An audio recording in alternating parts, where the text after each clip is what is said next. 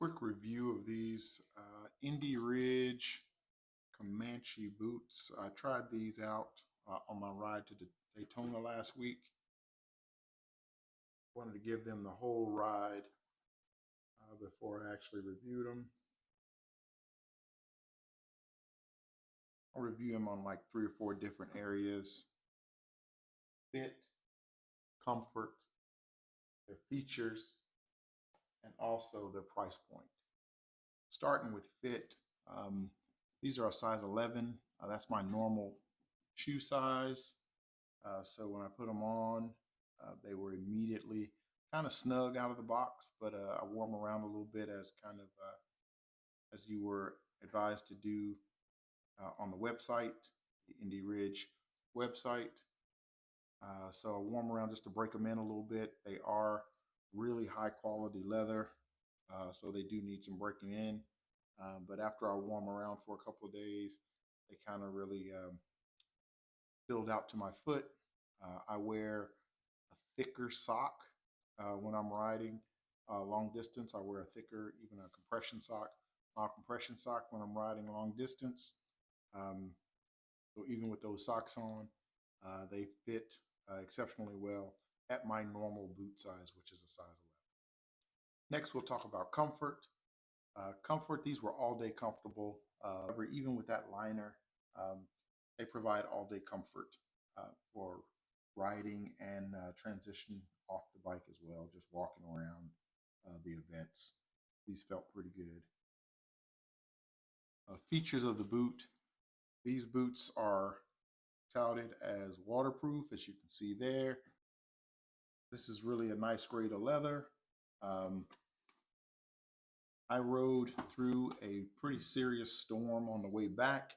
I was in the rain for about 6 hours. 2 hours of that, I was in Baton Rouge, Louisiana, basically standing still for a good portion of that. I did not wear any type of overboot, any kind of waterproof overboot over these boots. My feet did not get wet in these boots. So waterproof, definitely. I love the look of the boot as well. You know, it's kind of this distressed leather. So it's kind of looks good with whatever you're wearing. Looked good with some of my motorcycle riding outfits. So really impressed by the way it looks, kind of how it fits into the outfit. You'll see all these this white on it. I don't know if that's necessarily a result of the water that I got stuck in, or if that was that's me sweating. It's on both boots. I haven't cleaned it off yet, but it does wipe right off. There's a couple of the areas I did wipe it off, and it does wipe right off.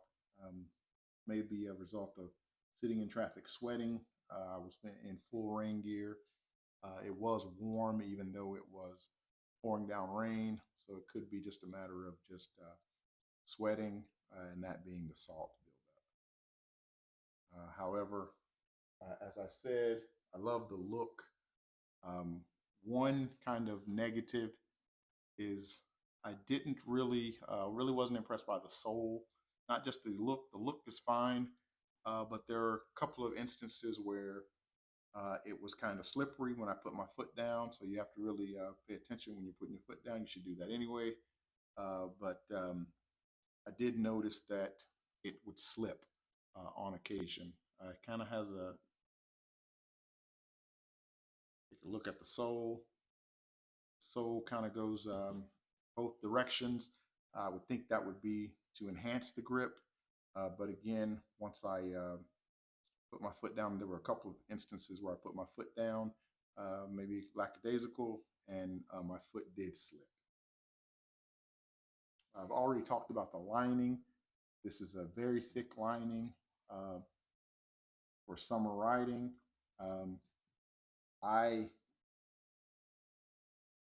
Outside of the fact that it was pretty warm outside and I was sitting in traffic for hours while getting rained on, so I actually had on more gear.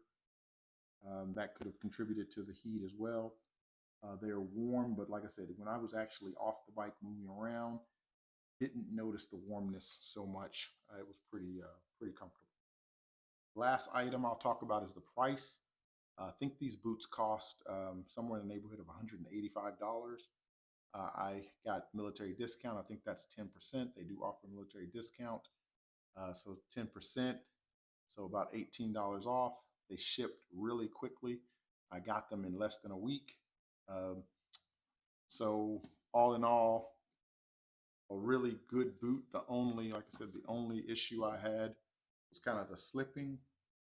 And then with the thickness of the lining, um, it makes the boot look a bit bulky. You can fix that by putting your pant leg over the top. Give me a second, I'll put one of these on. But it's a really bulky looking boot as well. So this is what the boot looks like on your foot. So that's a pretty bulky boot, in my opinion. But like I said, you can kind of mitigate that by putting your pant leg over the top, and it doesn't look quite as bulky, but that's still a pretty bulky boot um, for summer riding.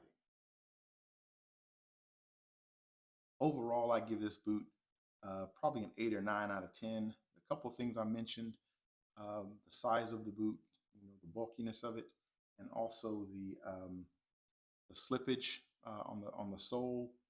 Again, um, should be paying attention when you're putting your feet down every time anyway. I'm not taking off much for that. It's a very comfortable boot, kind of high priced is what it is. That's a relative thing. Maybe high price to some, not so much to others. Rode through a huge rainstorm. Feet did not get wet at all. Was never uncomfortable in this boot. Really a high quality boot. Transitions from the bike, walking around the events, all of that was super comfortable, even with the lining that I mentioned before. Just an all around really good boot. I really like them.